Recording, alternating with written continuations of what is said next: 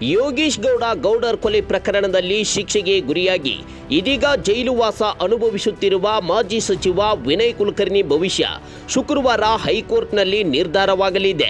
ಯೋಗೇಶ್ ಗೌಡ ಗೌಡರ್ ಕೊಲೆ ಪ್ರಕರಣದಲ್ಲಿ ಭಾಗಿಯಾದ ಆರೋಪದ ಮೇಲೆ ವಿನಯ್ ಕುಲಕರ್ಣಿಗೆ ಜನಪ್ರತಿನಿಧಿಗಳ ವಿಶೇಷ ನ್ಯಾಯಾಲಯ ಜೀವಾವಧಿ ಶಿಕ್ಷೆ ವಿಧಿಸಿದೆ.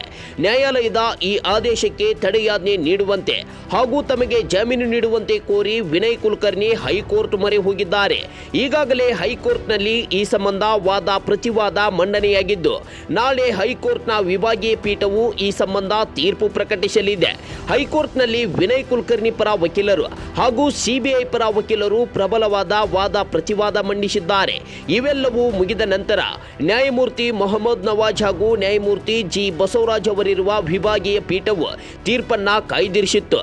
ನಾಳೆ ಇದೇ ವಿಭಾಗೀಯ ಪೀಠವು ತೀರ್ಪು ಪ್ರಕಟಿಸಲಿದ್ದು, ಇದೀಗ ವಿನಯ್ ಕುಲಕರ್ಣಿ ಅವರ ಬೆಂಬಲಿಗರು ಹಾಗೂ ಅಭಿಮಾನಿಗಳ ಚಿತ್ತ ಹೈಕೋರ್ಟ್ ನೀಡುವ ತೀರ್ಪಿನತ್ತ ನೆಟ್ಟಿದೆ.